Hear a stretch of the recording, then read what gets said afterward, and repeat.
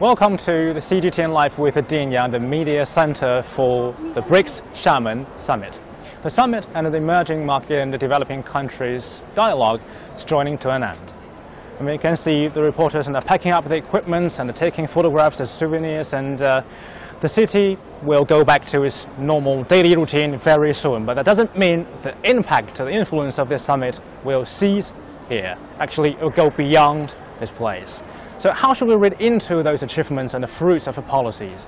And to help me with that, I've invited two of the most leading broadcasters from CGTN America to analyze this summit with me. Allow me to introduce my colleagues, Anand, Naidu, and Jim. Nice to see you. They have been covering this event day and night. And let's move to a different setting for this conversation. You have been working in this media center for the whole week, so how's work? Well, I'm not sure what we're going to do with ourselves once we aren't here in the press center and eating at the buffet. I feel like we've been living here in this building for the last week. Yeah, I've got to know Xiamen really well. You know, I've got to know the side streets, alleyways. I've got to know its food, and I've got to know that island across the waterway there. You know, that's a great island actually. It's only 2 square kilometers. I've walked all those streets as well, so it's been what a fun experience, I would say. Yeah, Bailuzhou Island. Let's have a seat. I'm glad that you memorized that island so vividly. I got some couple of questions about that, about the experience with Xiamen as well. And if you're just tuning in with us, I'd like to remind you this is Live with CGTN, and we'd like to discuss some achievements of the BRICS Summit. And sorry, fellas, because we only have another spell microphone, so I'm afraid you guys have to share. Hope that doesn't. Are we going to get some tea at some point? Yeah, of course. Now they're offering a tea. The tea is on its way, I guess. Excellent.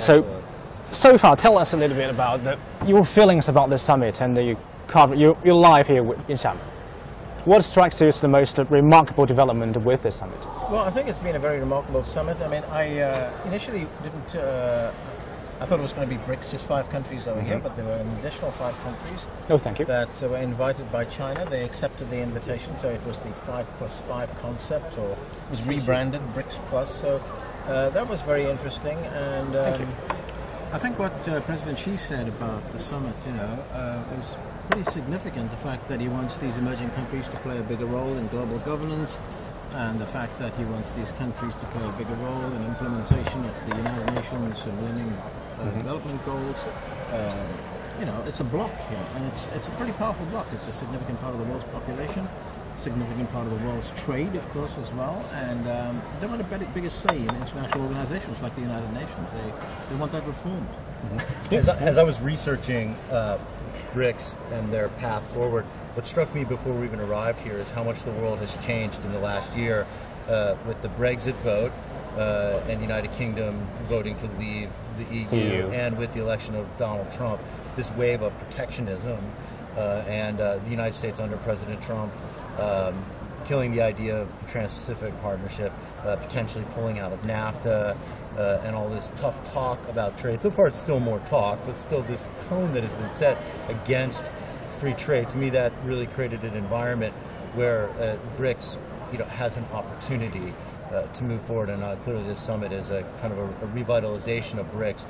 I think the troubles in Brazil, political and recession in Brazil, and political trouble and stalled economy in South Africa maybe led people for the last few years to think that maybe BRICS was kind of a fading idea, or that it didn't really have an identity. But I think this opening on the world stage has really created an opportunity for BRICS to have to fulfill its mission of having this bigger say in global governance. And I think, as Anand mentioned, the BRICS Plus plan, bringing in these 5 other countries, is a sign that they do feel that this is the time when they can have a bigger impact. Great. You've mentioned all the major points I'd like to raise up during this live streams. And the first, let's go from there. You just mentioned the trade and anti-globalization as some new ethos across the world. So one of the responses by the BRICS during this summit to this development in the world is to enhance trade between its members within the BRICS as a structure.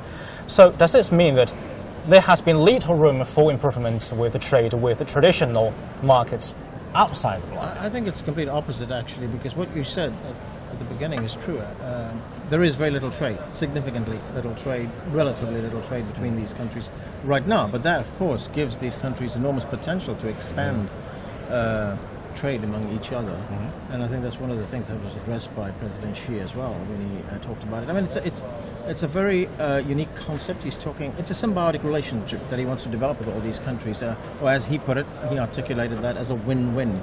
And you know, China's has brought something new to development in the world. You know, it's unconditional development.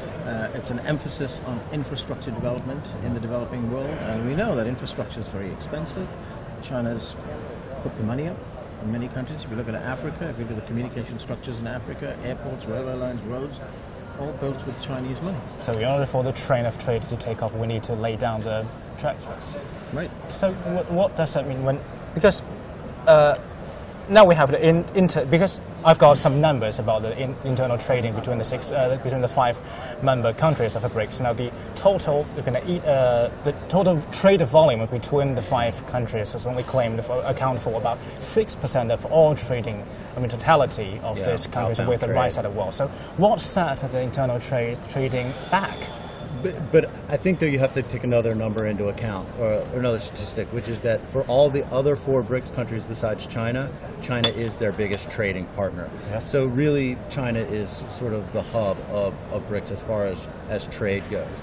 And it's not only it's China's economy, but China's approach to economic growth through the One Belt, One Road initiative, et cetera. It's clearly there's a lot of momentum for Chinese investment going out. And I think Africa has been sort of the template for that in a less organized way over the last 10, 15 years. And I think that that's really been primed to extend outward. And I think that the timing this year, that as I mentioned after Brexit and Donald Trump, that just by coincidence that China has the chairmanship of BRICS this year and in the summit here in Xiamen has really come together fortuitously. Brazil is, I think, a good example of a country to look at in BRICS. It was a booming economy for a long time. It's had a few years, 2 years, I believe, of economic recession, economic troubles, etc. But President Timur came to Beijing for a state visit with President Xi before coming to BRICS. They signed 14 agreements, everything from infrastructure, building railroads, to football and film production. Brazil is part of BRICS, but Brazil knows that it needs China. The other countries probably present opportunities for it, but it needs China. It's also looking for a bigger investment from China in technology and in financing for their 3rd nuclear reactor. So I think that when you look at that kind of example, it shows that China and the Shanghai-based New Development Bank as well has become the hub for BRICS. So there's only the small amount of outbound trade going within the 5 countries, but they also so rely on China that I think in many ways will be up to China to sort of start changing that balance. But another interesting, you just mentioned, is it's a Belt and Road initiative, and that means in many countries, many more countries, not just the BRICS member countries that rely on China's market to expand their growth. But I mean, does that raise another question that, in light of the Belt and Road initiative, that BRICS will lose its focus a little bit? Do you see that? No, I mean, yes, that could happen, but I don't think. The way it's being structured right now, I don't think that'll happen. You know, in many respects, China is going back in history. It's going back to its roots when you talk about the Belt and Road Initiative. You know, this is the old salt trading route that China is resuscitating. It's taking its place in the world as a major trading nation. If you look at the way these routes are running now, running through Central Asia, up into Europe, running across South Asia as well. These are the old trading routes that China used to utilize, and these routes are now being used. I mean, you add to that the fact that China is investing a great deal of money in infrastructure projects, especially communications. If you look, that recent railway line completed in Kenya from the capital Nairobi to Mombasa, that was not there before. This is going to make life significantly better for the people of Kenya. And China is even talking about running a railway line across Africa from the northeastern countries all the way down south to South Africa. That'll open up the entire continent, or the southern African part of the continent, to enormous potential in terms of it's going to move people around, so it's going to move goods and services around as well. What would you say these 2 major policies of China complement with each other? I'm sorry, which? What would you say this to the Belt and Road Initiative and the BRICS are the two as major China foreign policies implemented with each other? I think that they complement each other, but I think they're very different because the main countries of the Belt and Road Initiative are nowhere near as big economies as the BRICS countries. I think that's going to be a little more one-sided in its trade. I think something to really look for in this going forward with the One Belt One Road, but that we heard here was the BRICS being more involved in fighting terrorism. The more that the Chinese footprint throughout the world extends, the more security is going to become an issue in some of the places where the One Belt One Road initiative is being enacted. So I think BRICS adding fighting terrorism to their portfolio is a significant development today. And President Xi talked about a holistic approach to fighting terrorism that BRICS can be part of, which means on one hand you fight the symptoms, the acts of terror, but you also fight the root causes, including poverty. And that really works well with the BRICS mission of spreading development throughout the world and alleviating poverty through free trade. So I think that it's inevitable that China is going to have to start addressing more of those issues as they start being involved doing business in parts of the world that are not so stable. But some of these BRICS countries are so physically separated from each other.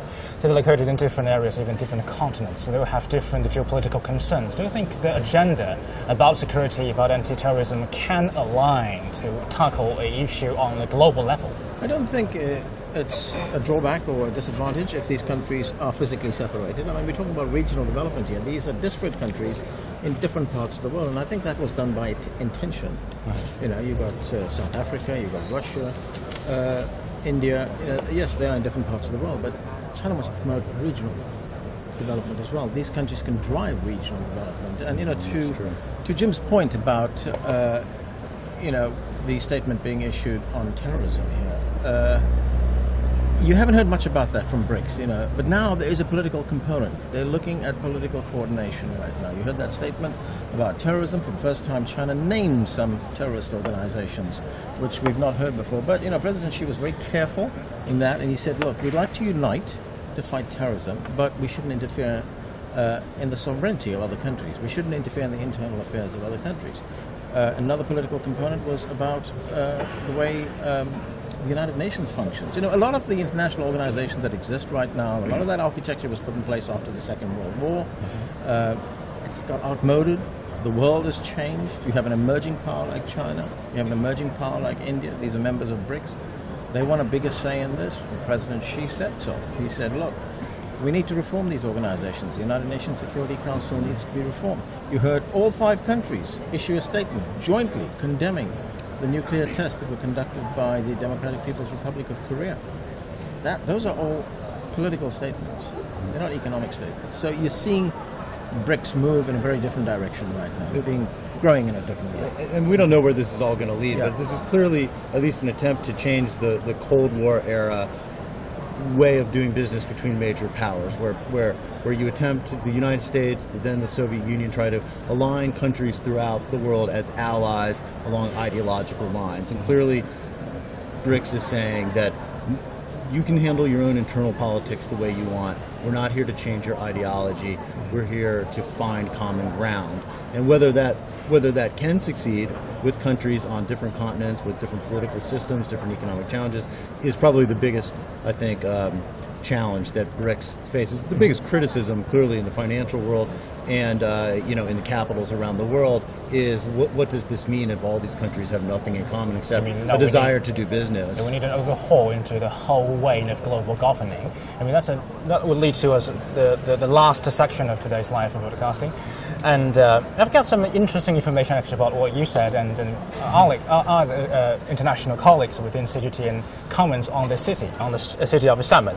And you said on that quote that you say the wide tree-lined boulevards and high-rise buildings that are more reminiscent of Manhattan rather than coast China. You wrote that for us in the WeChat newsletter. And another colleague of ours, Uchi, she commented saying that the tree-lined boulevards struck her as more like a Miami Beach. And also my colleague is also she's from Austria, and she said that there's a park within the city of Xiamen, and that park likes She likes that park to Central Park in New York. So apparently the appearance of China's development is kind of assumed this appearance of the Western style. So does that kind of worry you or surprise you when it comes to kind of integrating the Chinese input to global governance with its own unique characteristics of development way? I don't think so. I think this is a very diverse nation, China is, and you see different kinds of development all over the country. I mean, if you take Xiamen, for instance, and I did say in that same piece that I wrote on the digital platform that, you know, I didn't know what to expect when I came to Xiamen. I mean, somebody told me that this was a small coastal town in which the summit was taking place, but, you know, we quickly learned that small is a relative term in China. This is a city of 3 million people. 3.92 million people, I was corrected in that piece. That's a sizable sized city. I mean, it's a beautiful city. And I've been told by people who live in the city that 10 years ago it wasn't like this. So they've seen enormous growth in 10 years. And I think in many respects it's representative of the growth we've seen around China. When you get a city like this, which is very prosperous, it's a beautiful city, it's well planned. It's well laid out, lots of green spaces. You've got that very unique sky track that goes through the city, which has been built specifically for cyclists so that they can get around, they can commute. I don't think I've seen that anywhere else in the world. So in that respect, this city has basically taken the lead.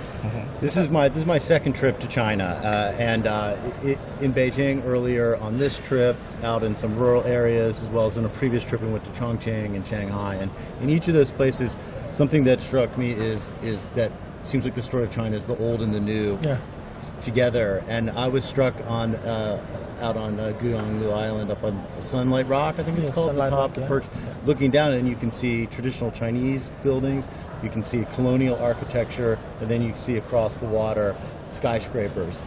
And the skyscrapers are so beautiful at night, each have their own different light pattern.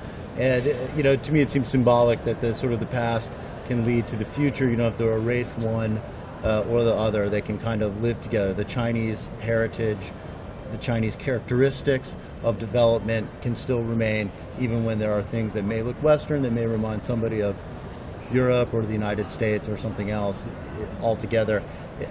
I get that feeling in other places in China as well, and it's fascinating. I think it's there's no way that you can come to China 1 or 2 or 3 times and feel like you've figured out the country at all. I keep having more questions and thoughts. And we were at dinner the other night, last night I guess, and we were sort of discussing this and all the different elements of China that we learn about when we come here, not only from these big events or in big cities, but just wandering around streets or parks. Last Saturday night, it was a beautiful night. It cooled down. It wasn't so humid, and we went out to Bailuzhou Island, and there were thousands of people out there, families with their kids, and they were in this park.